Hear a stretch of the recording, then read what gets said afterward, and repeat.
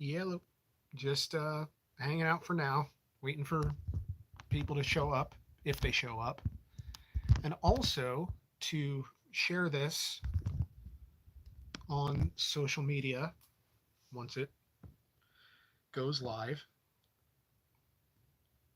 Has it gone live yet? Is anything live right now? Regular and Roman. Here we go. Are we live right now? We apparently are. So that is progress. Um, well, first and foremost, I'm going to share this on the internet, as one does.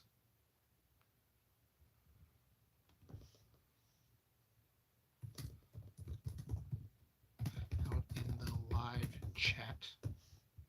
Oh, wait.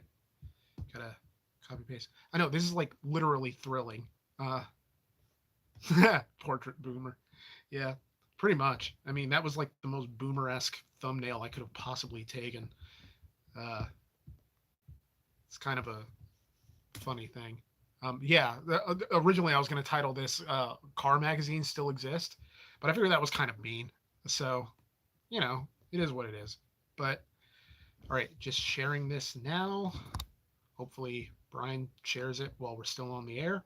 But if he doesn't, it's okay because I'm already of the mind that I will never top last week uh, in anything, and that is okay. That is a okay.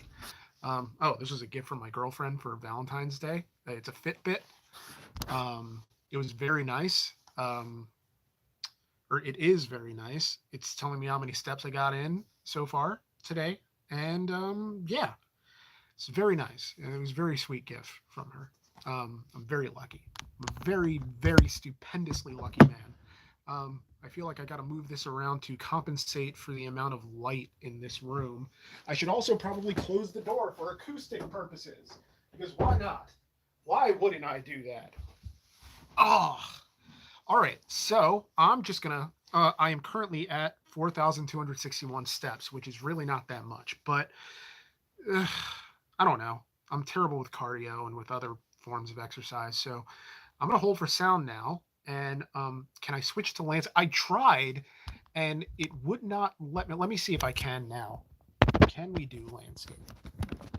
Rotate. Oh, it's too late. Um, it would not let me switch to landscape. Um, so I guess I'm gonna continue being like a weird sort of portrait mode boomer. So, uh, yeah. So I'm just gonna hold for sound for 10 seconds.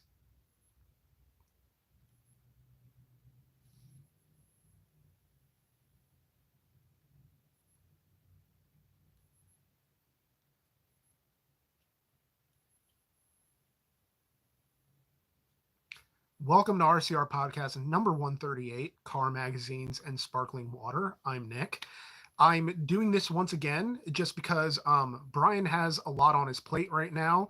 We wanted to keep the live streams going, but it's just a matter of workload and having time to be able to do these. And so, yeah, I'm just very thankful to be here, and hopefully we'll be able to do podcasts together again sometime soon. But for now, we're sort of like, sort of tagging in and out so that sometimes he'll do a solo live stream, sometimes I'll do a solo live stream, and in that way we're going to continue to keep the podcast going, and hopefully get back to a point where we're both back in the studio, for lack of a better term. Yeah, it technically counts as a studio, why not? um, so yes. uh, yeah, I don't think we've gotten to the point where we can actually with any confidence be able to simulcast from different locations at the same time. um, but yeah, that's kind of where we're at right now, where we're just sort of making it up as we go along. um, Judd Kramer. Hi, Roman. Once you have the means to count steps, you'll find yourself getting more and more while barely trying. Also, would you ever consider learning how to ride a motorcycle? I've considered it. It hasn't been something that I found I would be confident enough to do. I think it takes a level of confidence and certainty in your own capabilities to be able to do that.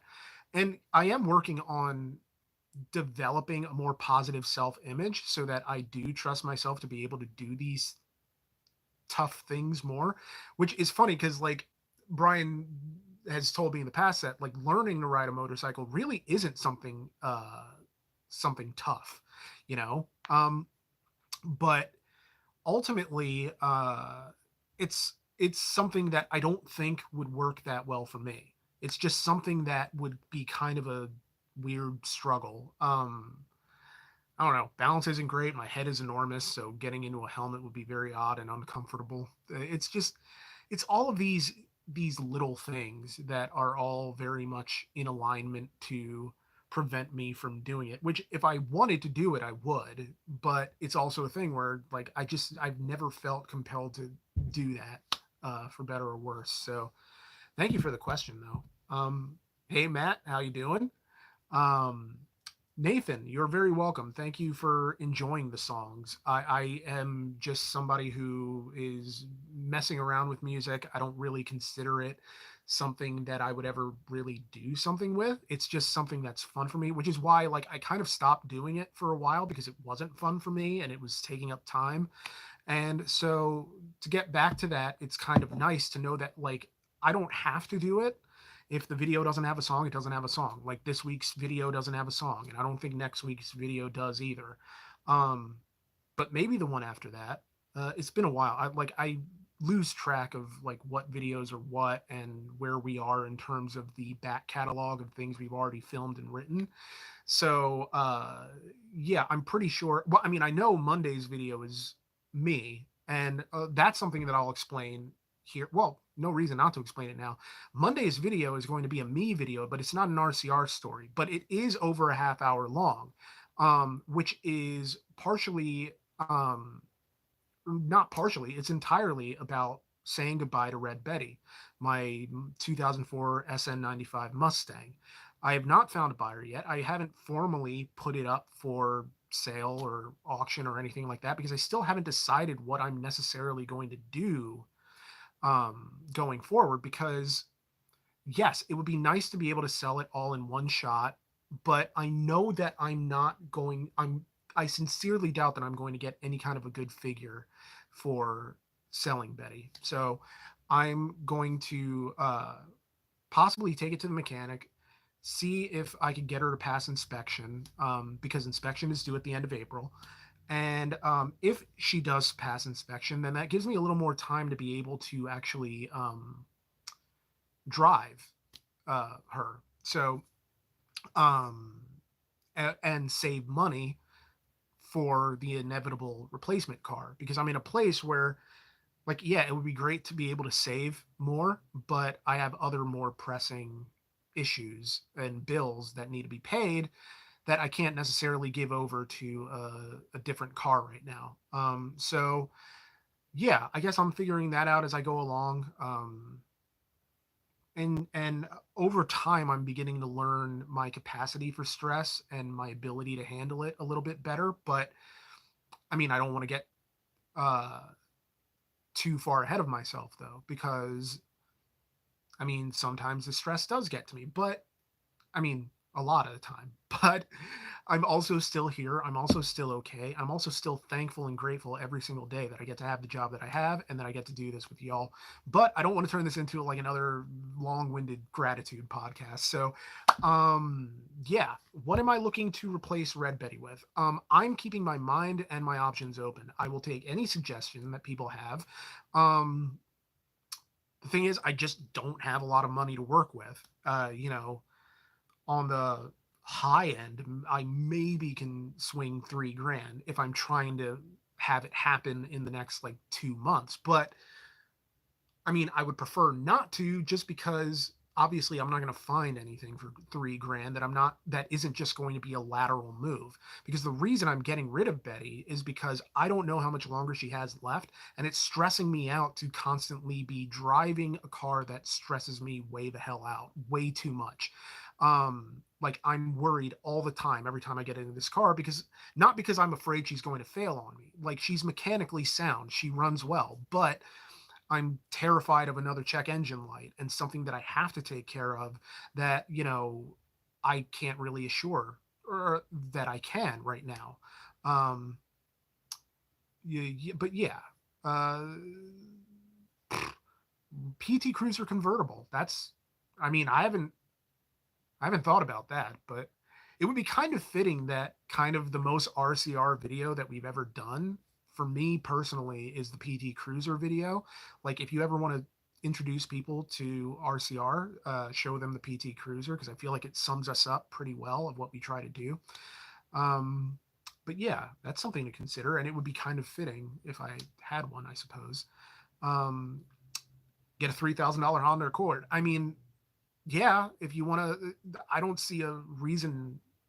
I, I don't see a reason not to, just because, obviously a cheap beater Honda Accord will probably be more reliable than a lot of things that I could probably get. But it's just about finding something in this area, or maybe not even necessarily in this area, because I know that Brian and I could probably make an adventure and a video out of going to pick up something, somewhere else.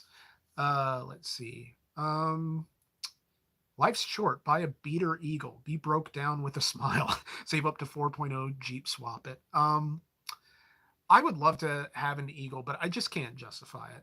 I don't have the money to take care of it. I don't live in a place where I have my own garage. It's an apartment complex, and I wouldn't want to street park it. It's just something that doesn't really make practical sense to me. But maybe someday in the future, if everything changes, somehow. Evan P, thank you so much for $5. Hey, good to see you, Nick. Well, it's good to see you too, Evan. Thank you for coming to hang out. So let's look at these magazines to see what automotive people are up to. Let's see. Automotive people. Mm-hmm.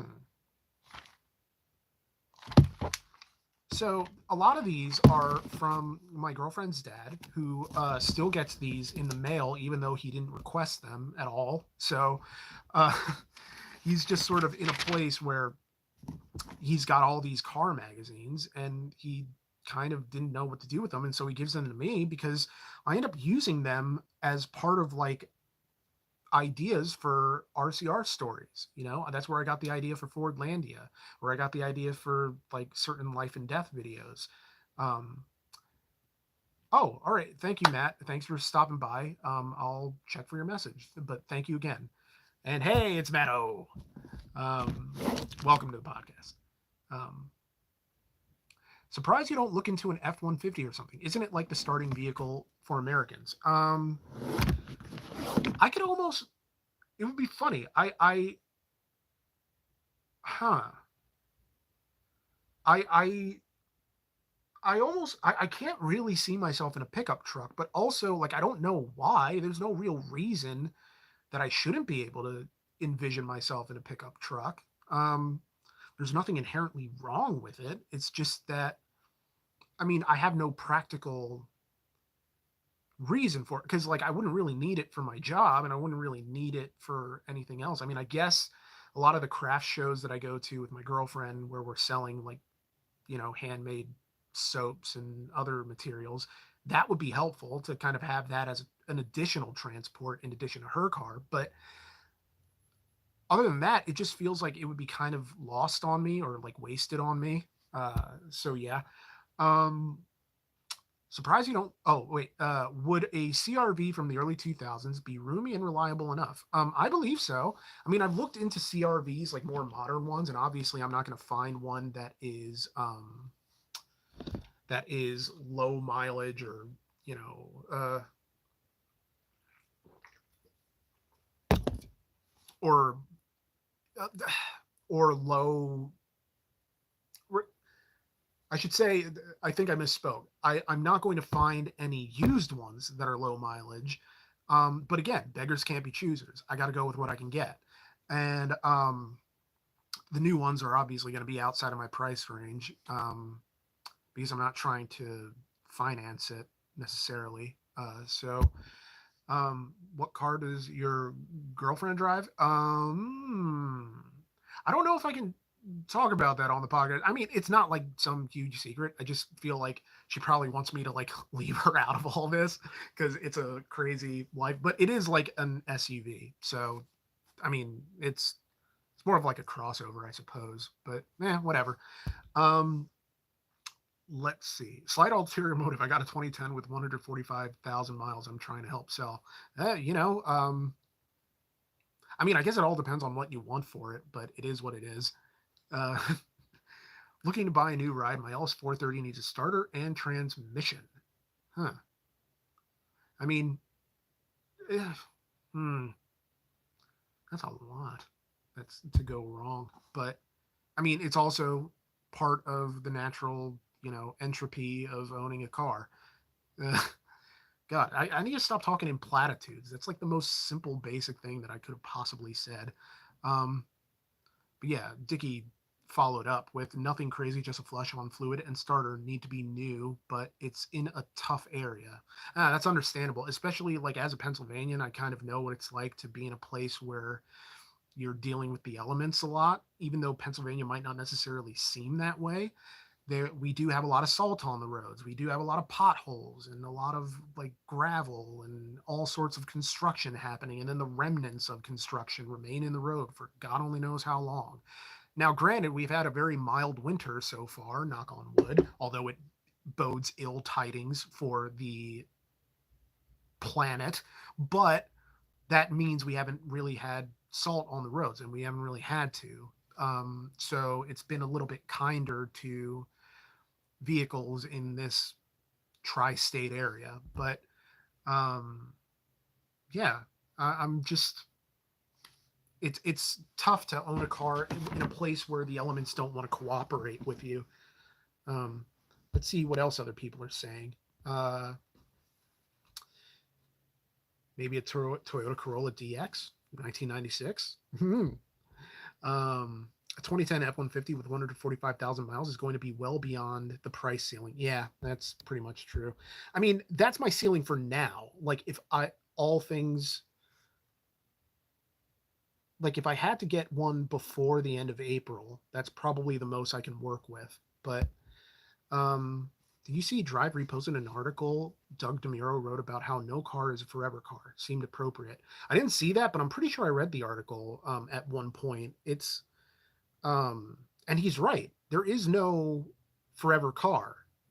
It's just something that you have for a moment. And this was a line from one of the commenters on a previous podcast to the effect of how we're just the custodians of the cars that we have. Well, paraphrasing, it's like we're not meant to have these forever. We're just the caretakers for the time that we have them. The one KEA. Low mileage is unimportant. High mileage on well maintained cars is where it's at. If you can get the service records or service history for a high mileage vehicle and it's cheap, I would snap it up. Um, that's a good point. If it's made it to that high mileage, look at Matt Farah's Million Mile Lexus. It's like if it can last that long, then obviously there's something right about it. Um, so yeah, 1986 Falcon, huh? Hmm, hadn't considered that. Um, yeah, that's a left field possibility. I daily drive an '06 Jeep Grand Cherokee, and it's got some wrinkles to be ironed out, but I've driven Benzes, BMWs, VWs, and being 30 plus now, I ain't dealing with $80+ oil changes and $300 MAFs. Lexus done me good. I believe it. I mean, that seems like a fairly, well, because it's an offshoot, it's Toyota type thing. It's like I would depend on Toyota more than most car companies. um but yeah, I just, it's part of the process of figuring out what brands are the best ones in terms of giving you the most bang for your buck.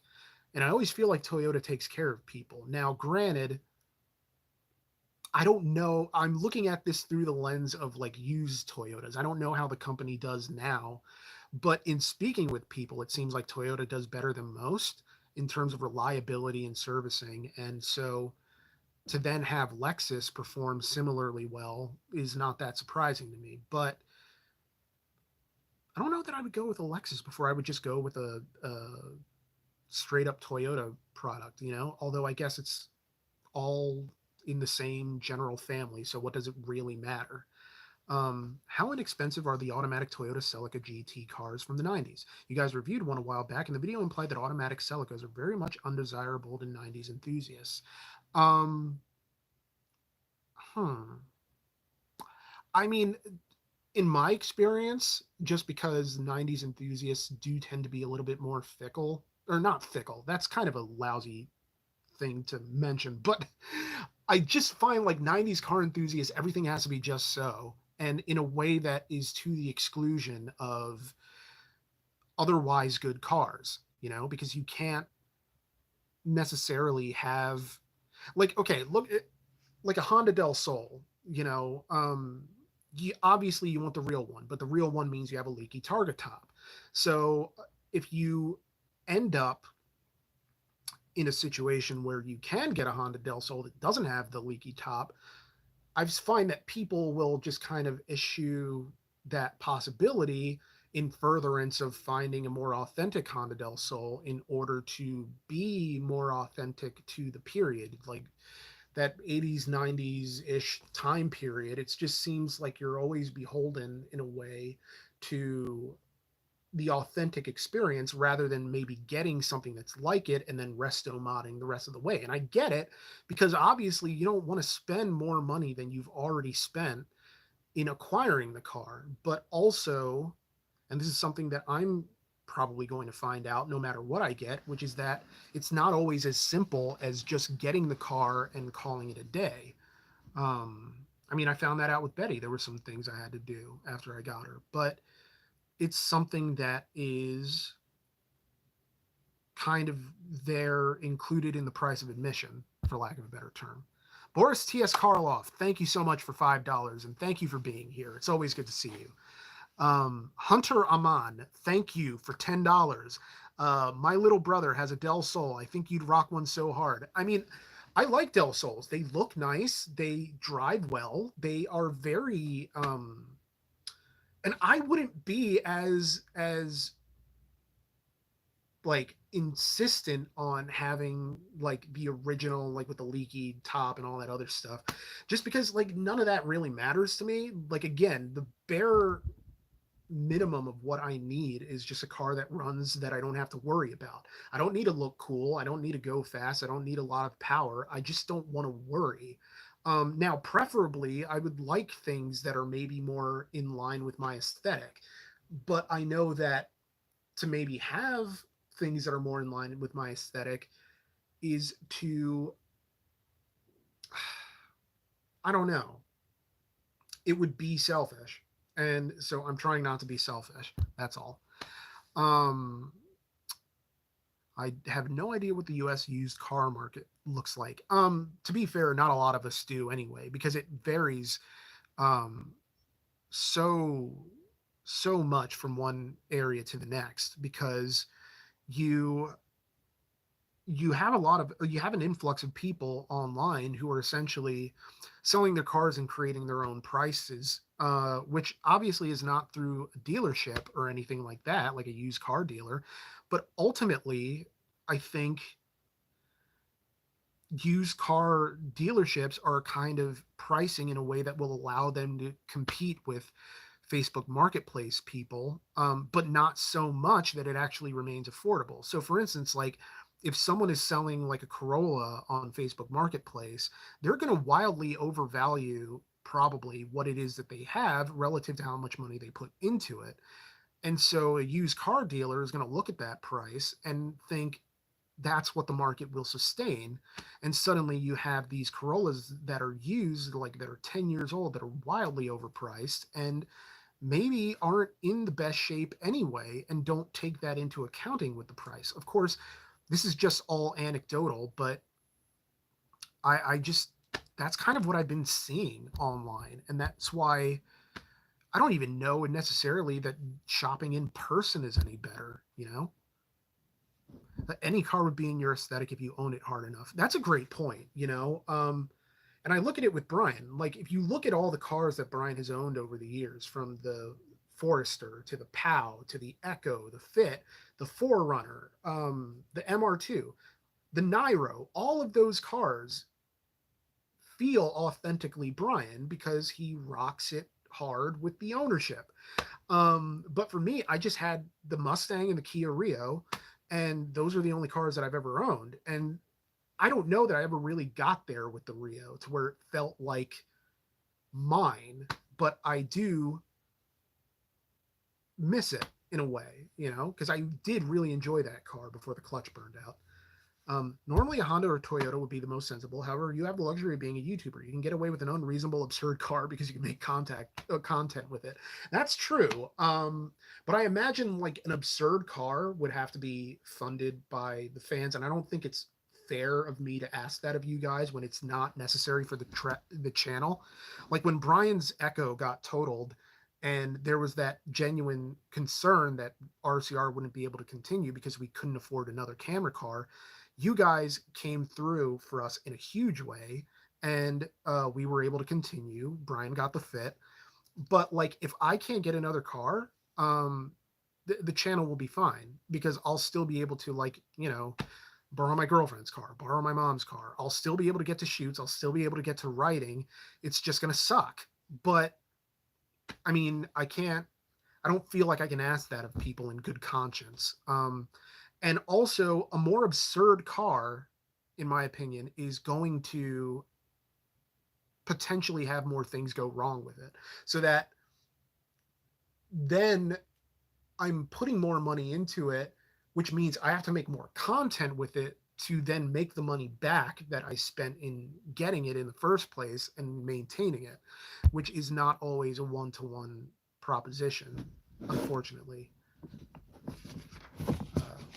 But I understand where you're coming from, and it is a luxury to be a YouTuber. I mean, I see it every single day, or I feel it every single day. Now I'm looking at these car builds from on a Hot Rod magazine, and it's like all of these things are deeply absurd in the way that.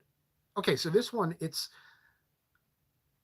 on the one hand, it's a 1972 Dodge Challenger with a stock and non-running 440 and 727 torque flight combination that was swapped for a modern Gen 3 Hemi Hellcrate engine and Tremix TKX 5-speed manual, which sounds like really dope and it looks cool, but I'm just I in a way, I kind of hate this part about myself, which is that I start poking holes in the practicality of everything, which of course you can absolutely like sling back right at me, which is that how was an SN95 Mustang practical in any way for me?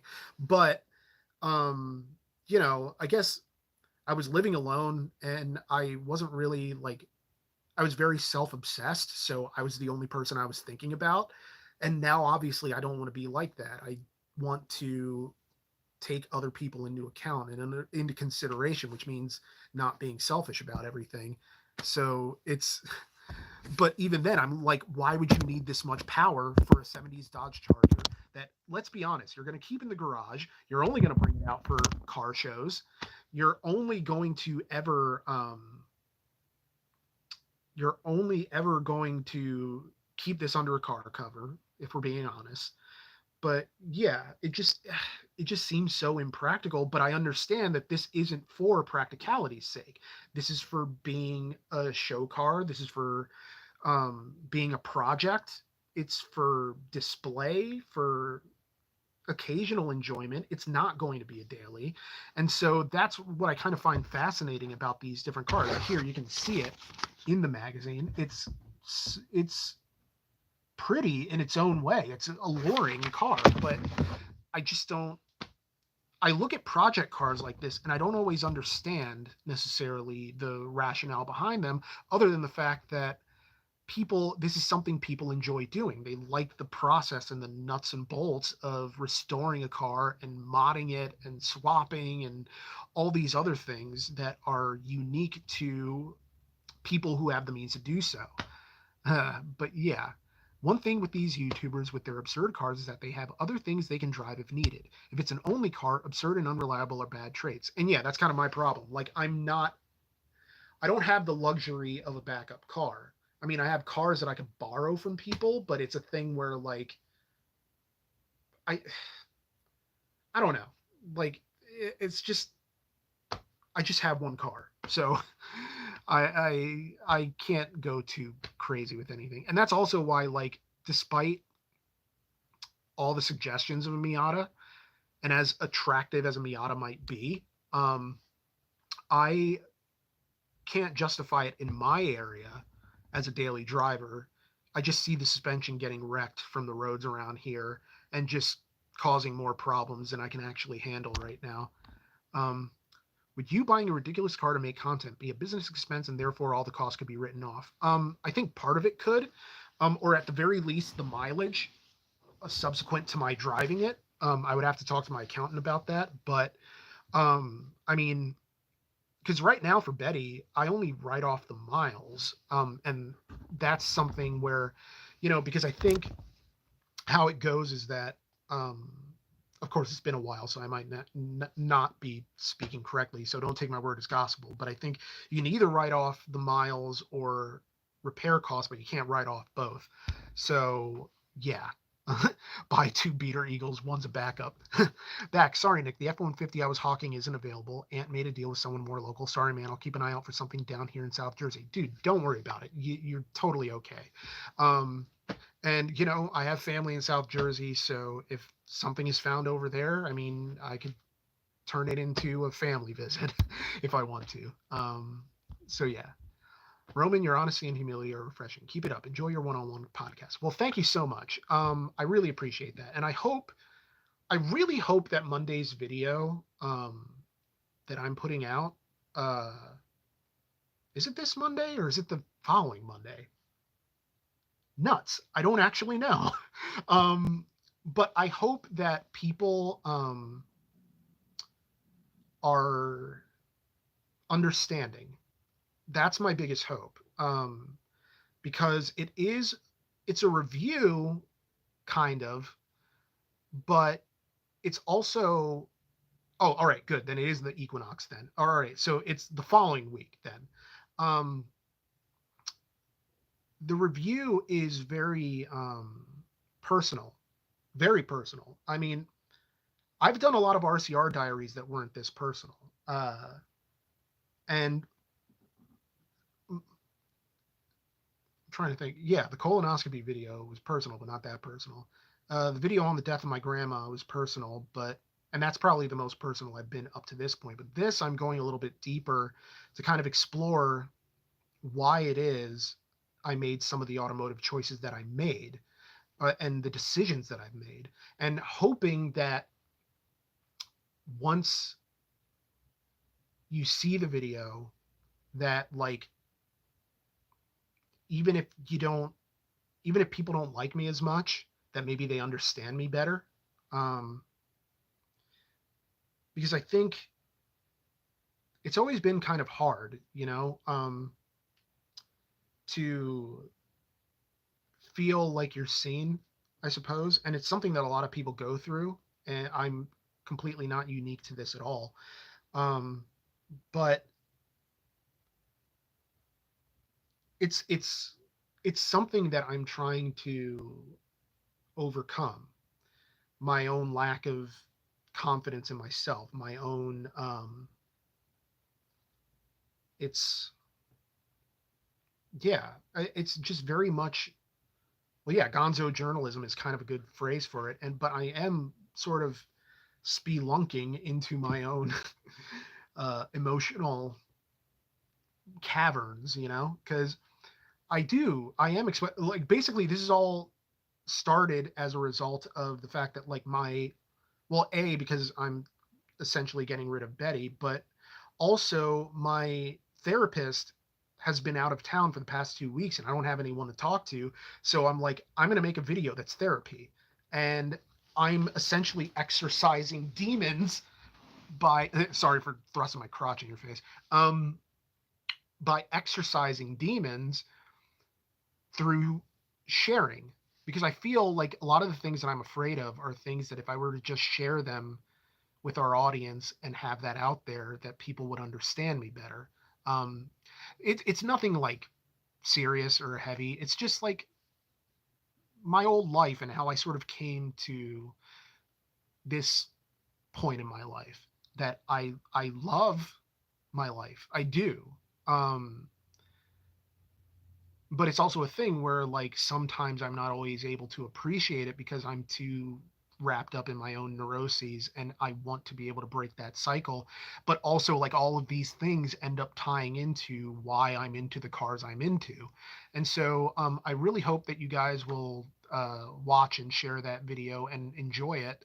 Um, Even though it is 35 minutes long, and it is a combination between a car review, a diary entry, a point of view video, and all these other things in between. It's got comedy, it's got emotions and things, and so like I really hope that it does well. I don't expect it to, but I just hope it does. But one thing that I do, well, I shouldn't say I expect this next one to do well, but that I am hoping does well in a few weeks is a new RCR stories that I have to start editing because I've been too busy with the video that's coming out soon to. But the editing really shouldn't.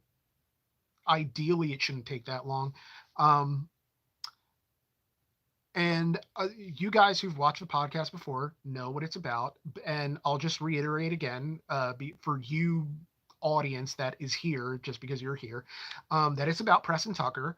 Now, obviously, um, the videos of mine that tend to do the best are the life and death videos. And so this was initially going to be just about Preston Tucker, but then it ended up ballooning, not because I wanted to target like a video that would fit the life and death moniker, but because the story itself ended up being about more than Preston Tucker. And it ended up being about the different ways in which the auto industry was changing in the post-war era, and also the ways in which the auto industry in the United States was taking hold and becoming this thing that people could participate in at a much larger level because the economy was correcting and cars were becoming a more accepted means of transportation, and they were being integrated into many people's jobs. And it's just all these other things that are ancillary to Preston Tucker's story, while still maintaining that it is very much Preston Tucker's story, because it's very cinematic in that way. Like the things that happen to him, the things that he does in his life, and the ways in which he pivots to make the auto industry sort of nervous, because he is a guy who wanted to change a lot. And the fact that a lot of the changes he was looking to implement ended up being implemented by people who weren't him just sort of proves that he was on to something. But I also want to explore like who Preston Tucker is. And even when people are saying like he's a genius and a revolutionary, like let's explore that. Let's see to what extent he's like a genius, to what extent he was lucky, to what extent he was inventing trends, to what extent he was riding them. That people have called him a con man before, so we're going to explore that, see if he was really a fraud, or if he really was like the incredible visionary that he's credited with being. And so, yeah, this is going to be like the first RCR story that stays almost entirely in the past. Like, we don't even get into the 1960s. This is just, I mean, I guess all the RCR stories stay in the past, but you know what I mean? Like, we don't get to sort of what we would call contemporary car culture. Although, how do you even, consider contemporary car culture? It's sort of a made up, you pick an arbitrary date and then say, all right, that's the era. Um, So let's see. Gonna look at some other comments that you guys have left so far. What about something like an eclipse? My girlfriend would love that. She loves eclipses, and so yeah, that would be dope if I could find one that's reasonable. Hi Kia, Miata is a dream car of mine, but I live in South Dakota where having a Miata is also insanely impractical. It sucks. Yeah, I'm sorry about that. That's rough. The idea that like there's this dream car and like it's not even as if it's necessarily the most unattainable dream car a person can have, but it's just impractical in a way that doesn't serve the needs of that person's life. And I completely understand that. It just sucks to have to be in that space. Vice Grip Garage is a good example of someone who just relentlessly wrenches on anything to build anything. Uh, Vice Grip Garage. I think I have watched their videos before. The name rings a bell. I mean, I usually don't watch car build series, but well, other than Mighty Car Mods, I would watch them usually. And yeah, it's one of those things where like I think it's kind of too far beyond my capabilities to interest me because like a lot of the things that I want to watch are things that I want to be able to do. But by the same token, like how are you going to learn to do those things if you don't watch people doing them? So I'm kind of like screwing myself over there. Uh, but yeah, let's see what else. If the transmission is in good shape, 2500 for the '06 Taurus sounds like a good candidate. I mean, hmm, I, again, I'm trying to keep my mind open to all options. Although I'm not necessarily like big into potentially like moving to like another American car necessarily, but I don't want to limit myself in that way. Like that's a stupid thing to do to limit yourself, you know? So I should take any and all suggestions people are willing to give me. And so that's what I'm going to do. And thank you for that suggestion. Um, Vice Grip is the guy to dig some almost dead car from some trees and just barely get it running. Wow. It's like sorcery to me. Uh,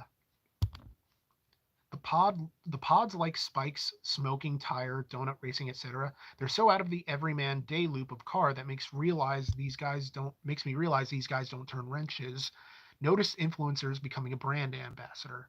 Um, I mean, I think it's not so much that there's like a disconnection from the everyman, so much as it is that um, I guess like having a bit more means makes you more adventurous so that then you take on more ambitious or elaborate projects and then you sort of flip things and maybe that doesn't align with the values of what someone would need a car for in practical terms because the car its practical function is not the part that appeals to you because it's not the part that's important to you whereas like for me um it's like super important to me, like the practicality of it. Of course, I don't want to speak for any of those YouTubers or any of those podcasters or any of those automotive journalists. I'm just sort of explaining from my own perspective that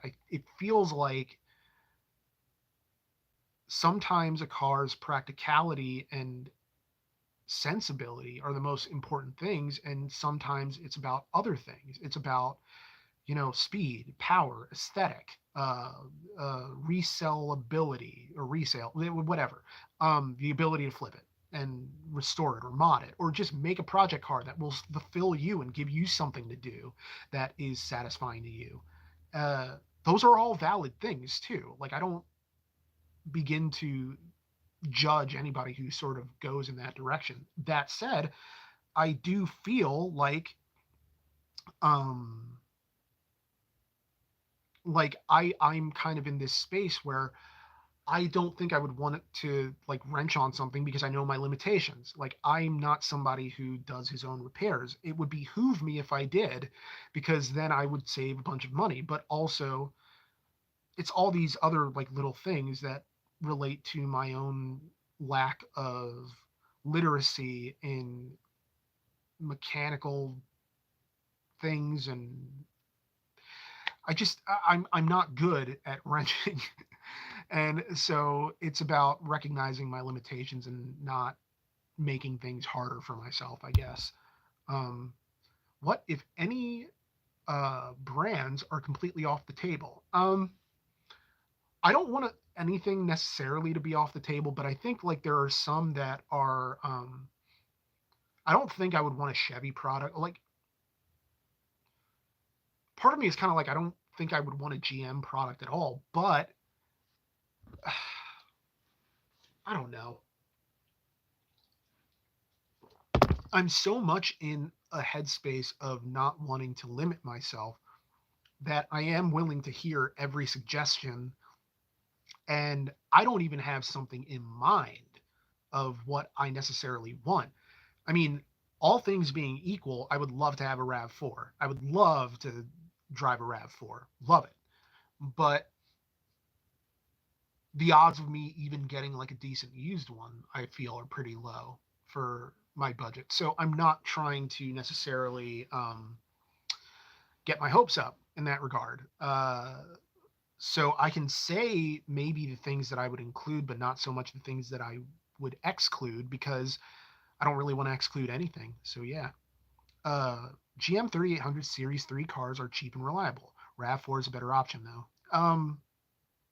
I'll have to look into some of those cars. I really have just, I need to do more research and not just immediately get dejected anytime I go to look at cars and suddenly see nothing that is doable for me. So, um, higher end cars get more views. Watch JR has said this multiple times. I like the old commuter car video myself. That is absolutely true. Doug has said it too. Although strangely enough, that's not true for us. Like higher end cars, sure, but it's the beaters, like the real beaters, that do numbers for us, like for whatever reason. It is what it is. And I guess that's kind of, it's because people notice that or expect that of us, you know? Um, Let me see.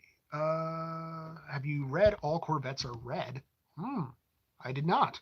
I noticed you made some references to it in your Corvette essay. Did I? I'm pretty sure. Oh, did I say all Corvettes were red? You see, that's the thing of like, whenever I make an RCR story, in order to make the next one, I end up like switching modes, and then I retain none of the information of the things that I wrote about. So it's funny in that like Joe Ligo is making an AMC documentary. He's from the YouTube channel Auto Moments. It is an incredible channel and a great documentary that he's working on in many different parts.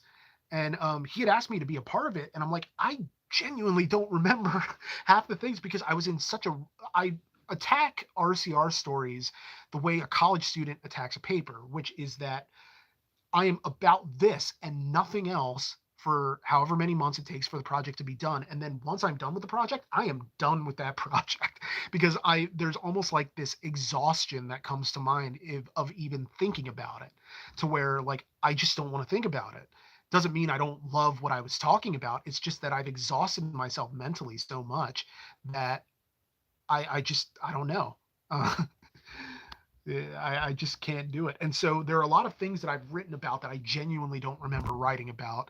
The Corvette series was done in so many different parts. Well, it was done in 3 parts, but it consumed like 6 to 8 months of my life. And then you would think I would retain more of that information, but I really didn't. It's kind of embarrassing, but ugh, I should probably just go back and watch those videos to kind of refresh my memory. But but yeah, it's a question of how used and how far along you're willing to search or wait. That's always a true story. I mean, I would say between 3 and 6 months, depending on if Betty passes inspection. But the more I hear from you guys, the more I'm hearing that like high mileage doesn't necessarily matter that much, or at least that its importance is over exaggerated. It's weird. Like I kind of have avoided actually talking about what I titled this podcast because I'm looking at all of these different project cars in these magazines, and I'm getting jealous. So let's see, Motor Trend, and that is an ad for tobacco.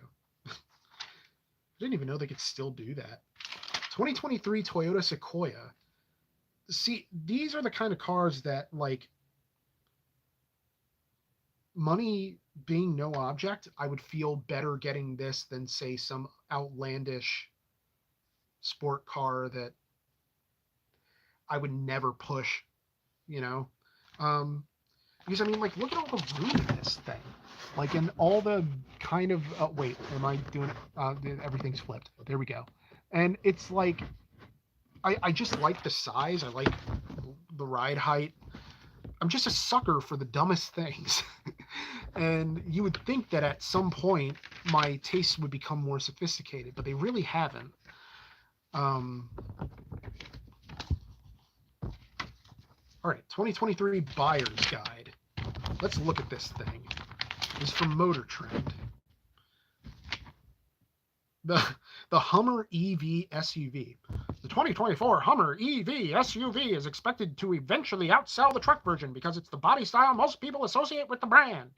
Like the pickup, the SUV begins its latest run as a special edition 1 model. I don't. Why am I doing this voice? I have no idea why I'm doing this voice.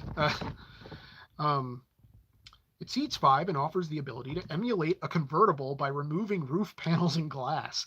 Cargo space is more than 81 cubic feet in back with the second row folded down and about 36 with the seats up. One pedal driving for energy regen is standard. The SUV is smaller than the truck, obviously, so there's less room for the battery pack. But top trims with 3 motors, 2 on the rear axle, the third up front, can run an estimated 300 miles, which is also 50 less than the pickup.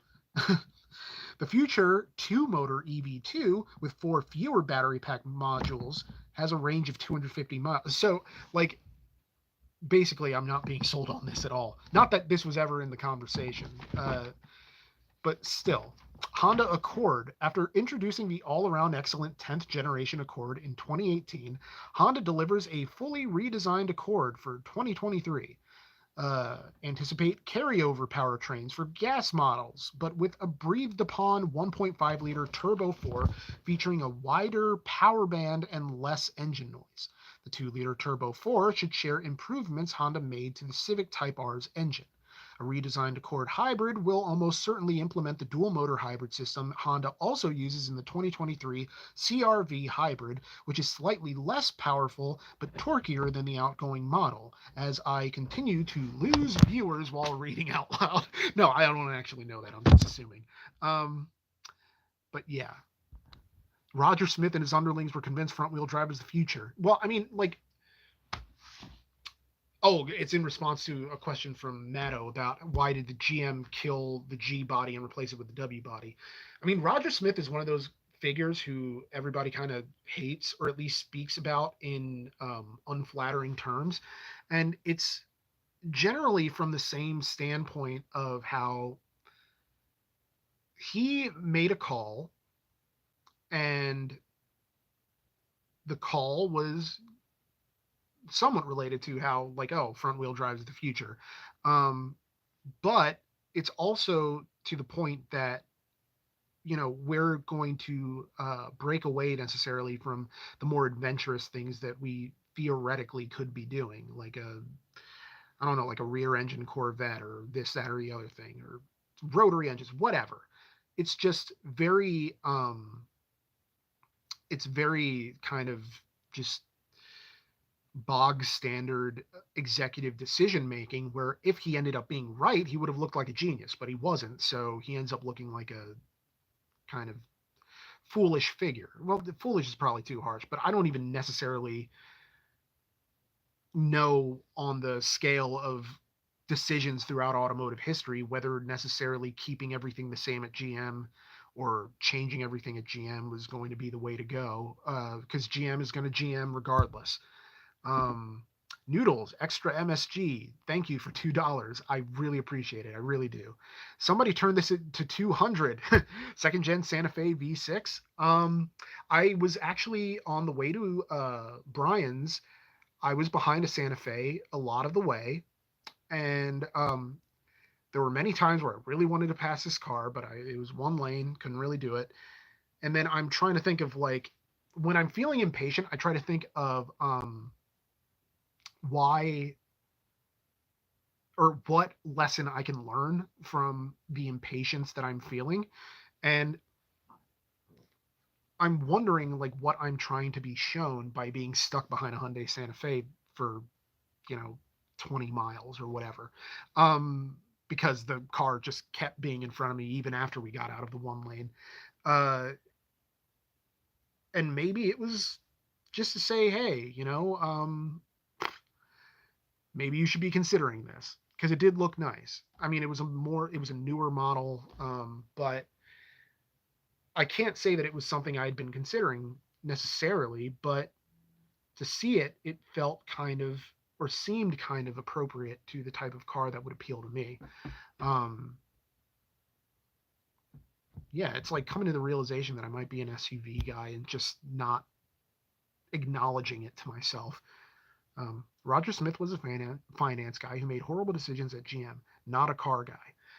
That is a very valuable distinction. Although by the same token, it's like when you have car guys making all the decisions rather than finance guys, you end up with Preston Tucker. You really need a like a middle ground type of guy, like a Lee Iacocca, like a Bob Eaton, like guys who understand the business side of it as much as they understand the car side of it. But it's not always possible to get that perfect balance. Um, what other magazines do I have? Car and Driver. They're also doing new cars of 2023. So this is all kind of range superior. What is this an ad for? Meet Valentine 1 Generation 2. It's about range superiority. I told my engineers we want the best radar seeking engine this side of the military. In fact, we adapted a concept from military chirp radars used to find fainter targets farther away with higher precision. It's a SAW dispersive delay line for civilian users. V1 Gen 2 is a breakthrough on range. So it's a range extender? The only way to extend range is to detect even ever weaker signals. Think of LNA as a signal magnifier. LNA has another benefit. It acts as a one-way valve, trapping LO output before it escapes V1 Gen 2's magnesium case. That's the key to stealth. V1 Gen 2 is practically undetectable. So much longer range at fewer false alarms, all new and patented circuitry, LNA technology on all bands, laser detection on all V1 Gen 2s, built-in Bluetooth smartphone connection, all new high contrast display, V1's legendary radar locator and bogey counter backed by popular demand. Like what is what is just ugh, ugh. Like it's this. Like I don't like why?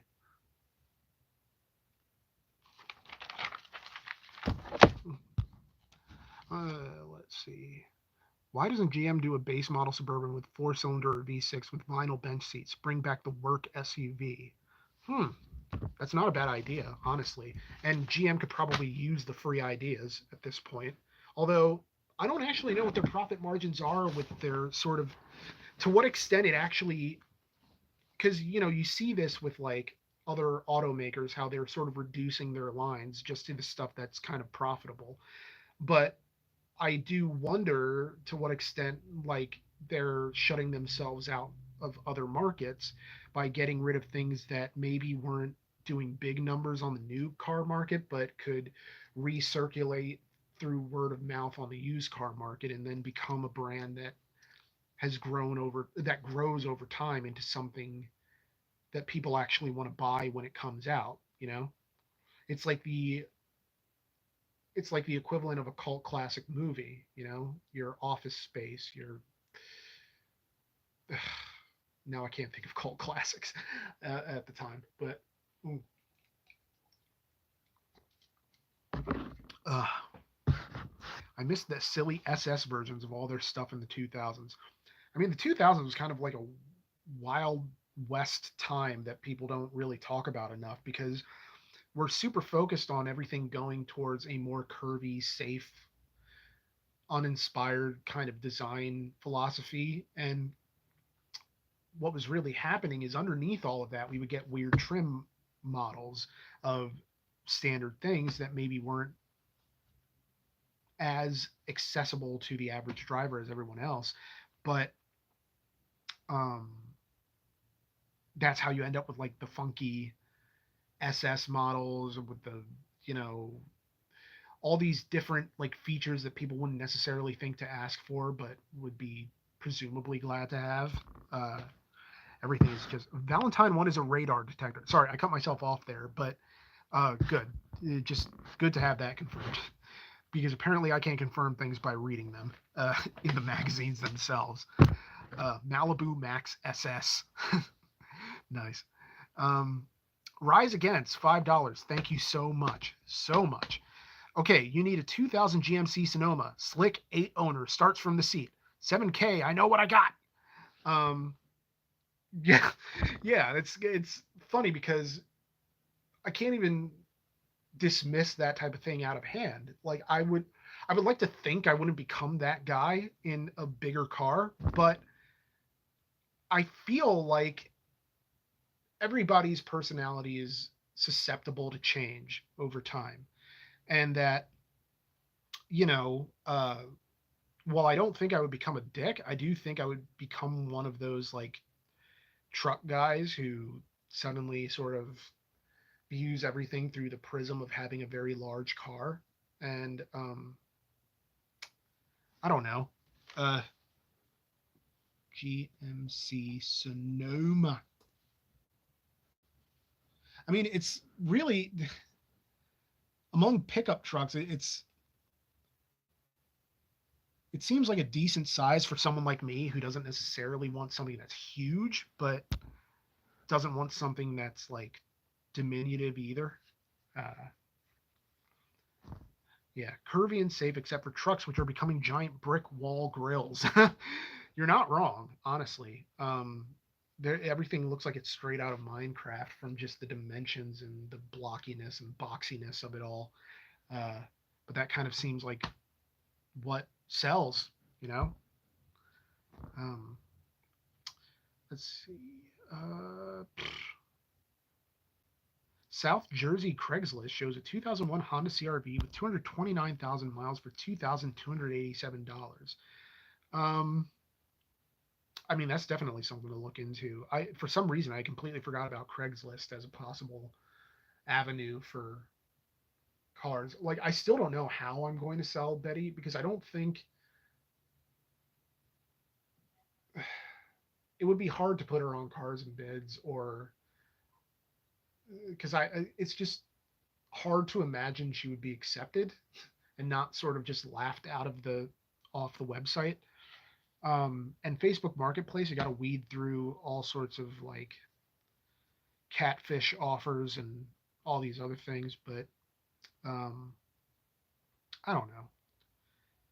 GMC Sonomas are truck enough to be trucks, but not so trucky that you instantly become a hazard to toddlers. People want to feel big, I guess. It's true. I mean, I'm one of them. Or maybe not feel big, but have height, size. I don't know. Maybe I'm compensating. Who can even say? These new trucks are best described as actively hostile towards cyclists and pedestrians. Yeah, didn't they remove like those kind of pedestrian friendly features where like if you hit a pedestrian they would technically roll off the vehicle rather than being like pulled down to underneath?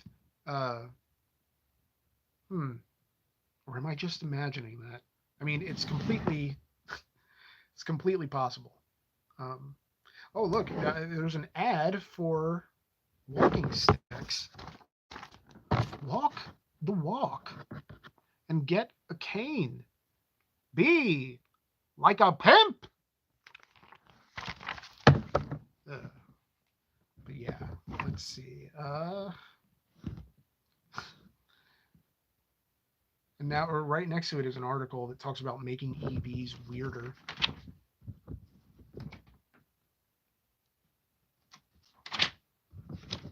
Eat the hard way.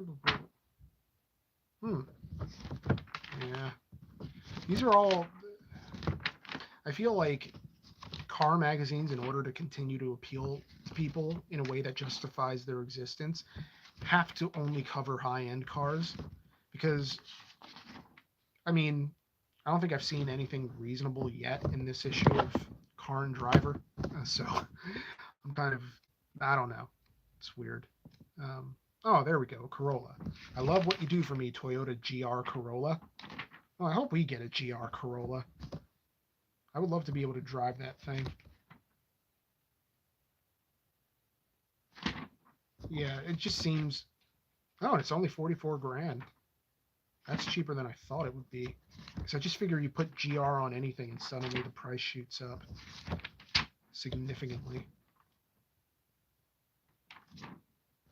So, new car dealers just clocked their best year ever, and yet their future has never looked shakier. Huh. Thanks to a welter of protective regulations born of roughly a century of spirited state house lobbying, cutting out the dealer middleman is legally tricky. Rules about OEM direct selling vary by state and fall into roughly 5 categories. 1. Direct sales are permitted if there's no competition with a franchise dealership of the same brand, either in the state or within a certain geographic area. 2. Direct sales are permitted upon showing that no independent dealer is available, and since OEMs decide the qualifications, it's not too hard to determine that nobody meets them. 3. Direct sales are permitted, but only for manufacturers of zero-emission vehicles. 4. No direct sales are permitted except for Tesla. 5. No direct sales are permitted. So, yeah. Many dealers fear that manufacturers, whose business model historically wants them operating factories at maximum potential, will eventually solve their supply chain issues. And when they do, the industry's overcapacity will flood the market anew with vehicles, leading once again to excess inventory and a return to the endemic discounting car makers have been trying to avoid, with little success for the longest time before the pandemic. One respected industry source who preferred not to be named explained the situation this way. Car factories want at least 80% capacity utilization because fixed costs are huge, and the OEM's suppliers have the same goal. One cannot just turn the supply chain off and on. So for lowest supply cost, we want to crank out 1 car per minute all year long. But demand follows no such rules. Maybe it's January and no one wants to shop for cars. Demand falls. Maybe it's April and everyone has their income tax refunds and wants to buy cars. Demand soars. Maybe GM has launched the Aztec and no one wants it. Maybe Ford has launched the Bronco and everyone wants it. Demand whiplashes around while supply runs steady. Thus, inventory builds up and draws down. Car companies find it incredibly expensive to hold all of this inventory, so they unload it onto dealers. This reduces car company costs. This is all from the article Sympathy for the Dealer by Jamie Kittman for Car and Driver. And it's a long article, so check it out if it's online. Yeah, let's see what y'all been saying. Because I'm probably going to wrap this up in like the next 5 minutes, just so I can get myself some food. Like I have some stuff in the fridge that I got to prepare, but it's fine. Save the manual transmission. Teach a kid to drive stick. That's actually what our volunteer today did with her kid. I find it hard to have sympathy for car dealerships. Fair, you know? We're finally at a point where we don't need massive hoods thanks to small and powerful engines or EVs. But nope, we need McMansions with truck nuts. I still can't believe truck nuts are a thing. That just seems like the most ridiculous possible thing other than the locally hated decal. Makes no sense to me. Are used minivans off the table? Sienna is the answer that no one wants to be correct. Hey, nothing's off the table. I will. It's. I mean, it would fit for my purposes as someone who has a large family, who has loved ones that he takes places. Now, granted, I don't usually take them all in one like big run, but it's nice to have the option. Um, I swear, the biggest complaint for new cars is how short the lives of the internals are. Having an infotainment system go out and take everything with it makes it not worth it. That is an absolutely valid complaint. You're kind of putting all your eggs in the infotainment basket and then running into all of these electrical issues that then it's not like that's something you can necessarily fix yourself if it goes wrong. Whereas, in other years, you can kind of, I don't know to what extent you can really wrench on those types of components and solve the issues that you're running into. Um, would you consider a Pontiac Vibe as a Toyota without the Toyota price tag? Yes, I would. My mom had a Pontiac Vibe before. It was great.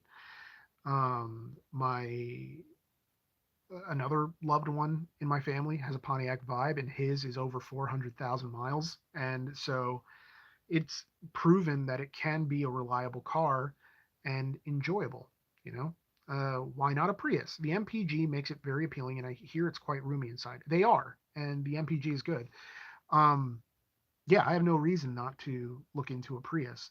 That is a very good idea and something that I'm going to keep an eye out for specifically because I'm very much like I don't have any prejudice towards Priuses, even though they have like this reputation for being like these bougie, not bougie, but like you know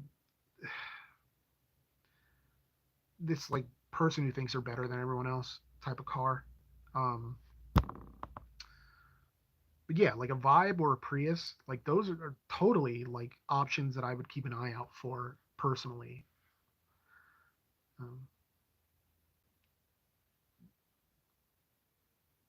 the truck nuts are apparently a gross trend that has somehow been imported to Australia. We get it, you bust like all the damn time, but just because you have testicles doesn't mean your truck needs them too. Uh, good point. That is a very good point. My company car is having an infotainment issue as we speak. Sadly, it's a Ford, so the last part I need will take 2 months to get. Ugh. I'm sorry to hear about that. That's a struggle. I've been looking at getting a Prius and getting a dumb Duraflex body kit for it. Hey, you only get one life, so that we know of. So live it to the fullest. That infotainment trend is something I hope dies a quick death. Give me my 2005 Chevy Dash any day. There you go. It's kind of like I like buttons. I like having things that like knobs and dials to turn. And I don't even really care about steering wheel controls. I just want things to be in a way that's accessible and that's easy to access. I mean, I think I I I I don't know. Like it's something where I think to infotainment systems and think like there's not a way for me to just know what I'm pushing without having to look at it. Whereas if it's a button, like I can kind of do the math of like, okay, this is here, and I know that it's like three buttons down and boom, or three buttons across. So yeah, it's just I like buttons. It took me forever to actually get on the smartphone bandwagon, and now I couldn't imagine going back. But still, I guess when it comes to cars, I just like having knobs and dials and buttons and all this stuff. Um, yeah, it's just kind of how I go. Truck labia, that's a good idea. Oh yeah, sure. Ugh. Have you considered a 1.8 liter Golf? Plenty good to drive, great torque down low, and doesn't carry the premium of the GTI. Um, that would not be a bad idea. And there are a lot of PA dubbers around here, so I would be in good company with other Volkswagen drivers. Uh, but yeah, oh, Brian Siskind, hey, thanks for joining. Tactile experience has become only for nostalgia, which makes little functional sense. And that's a good point, too. It's like you're paying all this extra money to have these extra implements. And for what? For people like me who don't want to get on board with the touch screen everything, you know? And market research shows that people will adapt when they have to. And that once they do, they probably couldn't envision going back or wouldn't want to if given the option. So, yeah. Funny thing about Prius cars, very few bike racks fit them. Most people that ask don't want to pay $240 to carry bikes on their Prius. Um, I mean, I get the whole bike rack thing, but because I was never a cyclist myself, I was always thinking like, well, why don't you just ride your bike to wherever you're taking your bike? Not realizing that maybe people don't necessarily live around the bike trails that they would want to use. But even then, I'm kind of like, well, it's just more exercise, man. But I mean, after a bike trail, do you really want to have to bike home? Eh.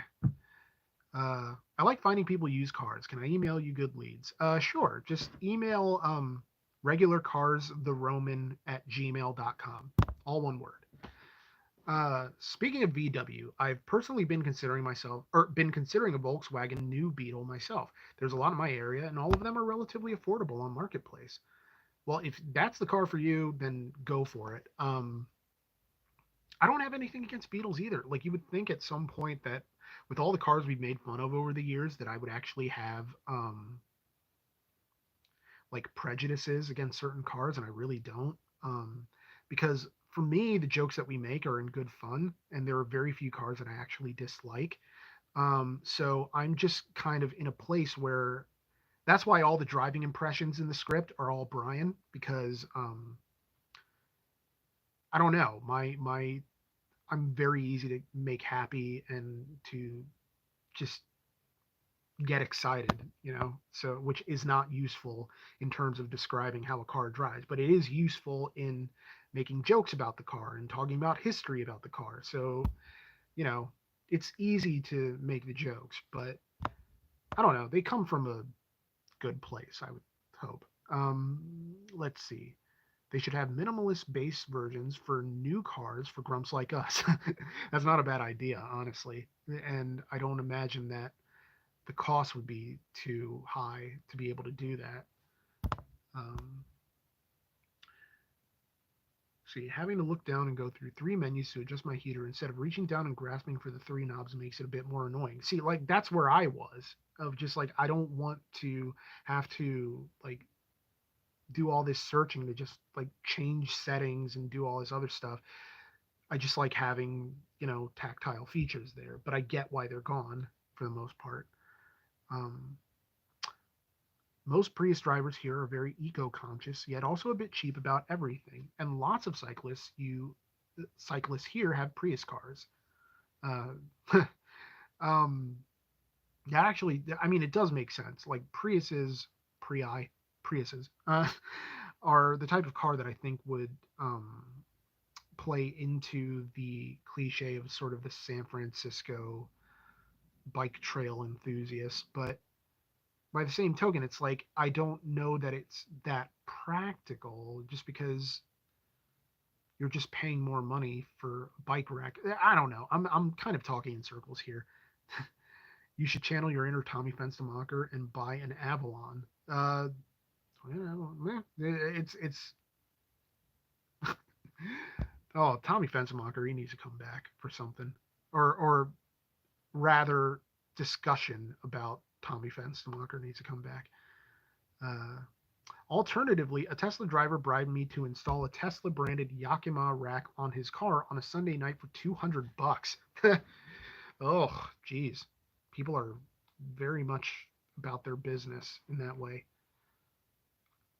Papillon Cycles says he couldn't believe I needed a wrench to fasten it on and that it didn't snap in. Oh, so we're getting to that point where people think like things are kind of like Legos and don't actually need to be cranked in there. Well, that is unfortunate, but we do not live, unfortunately, in a snap and connect society, even if certain technological advancements have convinced us that we do. But yeah.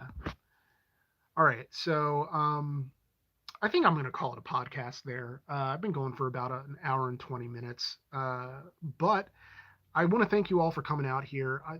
thank you so much for the donations to the super chat, to the watching our videos every Monday, to sharing, to liking, to subscribing, supporting us on Patreon, allowing us to exist as a much larger channel than we do exist as, and allowing us to fund potentially RCR Australia in 2024.